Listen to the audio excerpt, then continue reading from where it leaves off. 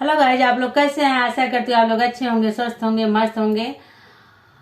हल छठ की, महुआ छठ की ही, ललई छठ की आप सभी को हार्दिक शुभकामनाएं एडवांस में, क्योंकि हमारी छठ पूजा आने वाली है तो हम उसकी तैयारी में लगे हुए हैं। आप लोगों के लिए अच्छे अच्छे गीत ला रहे हैं, आप लोग सुनिए, आनंद लीजिए और गीत सुनिए, आप भी सीखिए, गुनगुनाइए।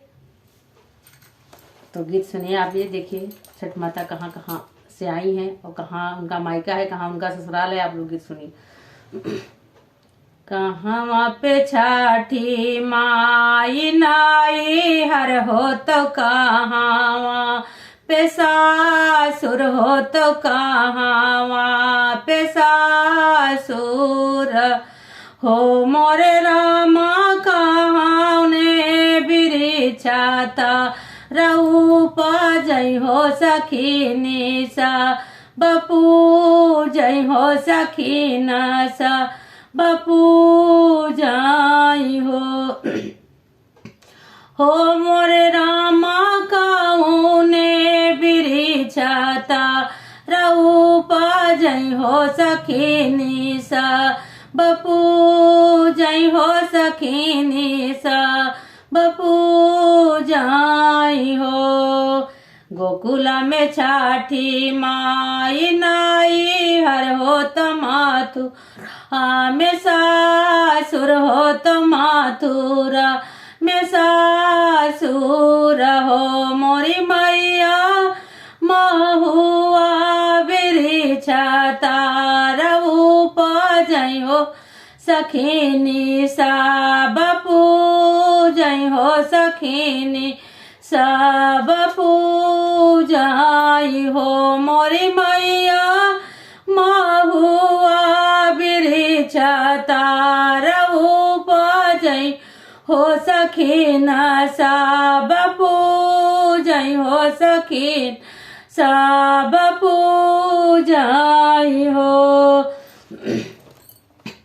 कियहु कदी माई एक लाल के उकार दुई लाल हो मोरी मैया हम हो तिरियवारा हे ठाड़ी हो हमाई ना ही चीता मई हो हमाई ना ही चीता माई हो मोरी मैया हम हो तिरियवारा है ठाड़ी हो हमाई ना ही दिया खाई हो हमाई ना ही दिया खाई हो। तो देखो माता रानी की कृपा है। तो देखो माता जी कह रही हैं, दौड़ी दौड़ी मैया पैया ला गई हो तो बीनाती बहुत करवर बीनाती बहुत कर हो मोरे रामा मैया जे देहली असीसा वाहो ललाना गो दिखेली आयो ललाना गो दिखेली हाई हो मोरे रामा माई आज देली आशीषा वाहो ललाना गो दिखेली हाई हो ललाना गो दिखेली हाई हो। जाऊ न बियाटी तू अपने ससुरा घा रयाऊ रऊ सजाना घर रऊ सजाना घर हो मोरी बियाटी तो हो रे तो होई है ललाना वाहो ललाना गो दिखेली है हो ललाना गो दिखेली हाई हो।